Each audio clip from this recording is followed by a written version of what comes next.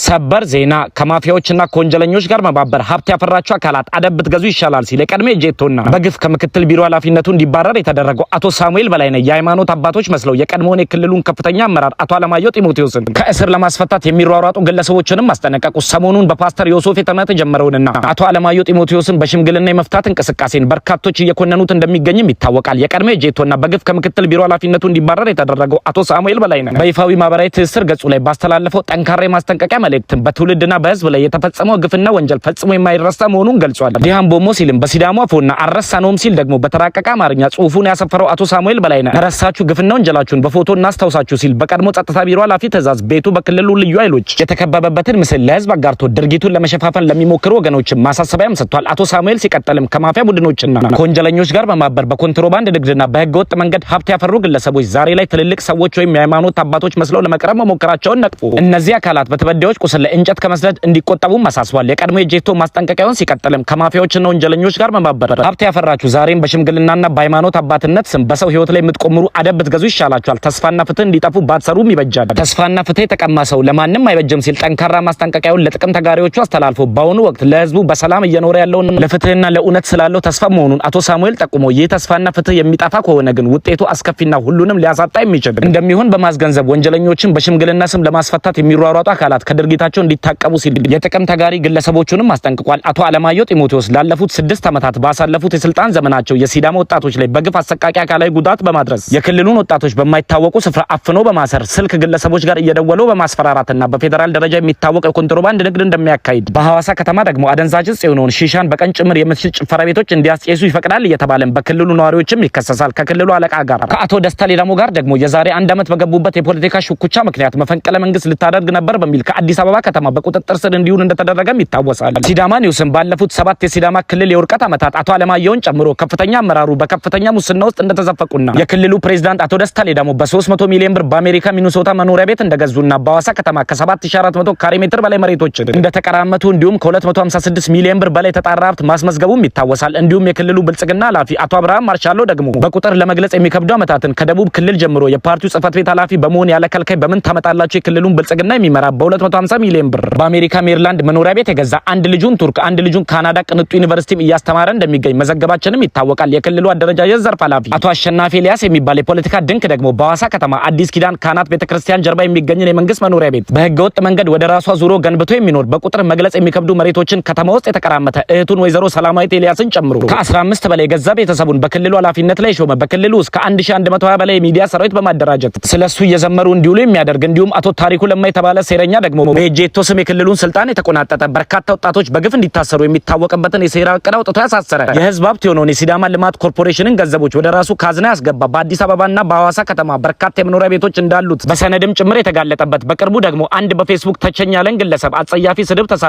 ከክልሉ ነዋሪዎች ውግዘት የደረሰበት ነውና በአጠቃላይ ክልሉ ከፍተኛ አመራሮች በዘረፋና በመልካም አስተዳደር እጦት ህዝቡን ያማረሩ ናቸውና ልክ እንደ ቀድሞ የሥራ ባልደረባቸው አለማየሁ ጢሞቴዎስ ለሰሩት እጅግ አጸያፊ ወንጀሎች የሚመለከቱ አካል በህግ ተጠያቂ እንዲያደርጋቸው ጣቢያችን ጥሪም ያቀርባል። ሼር፣ ኮፒ ሊንክ እና ሪፖስት ማድረጉን አይዘንጉ። ሲዳማ ኒውስ የህዝብ ድምጽ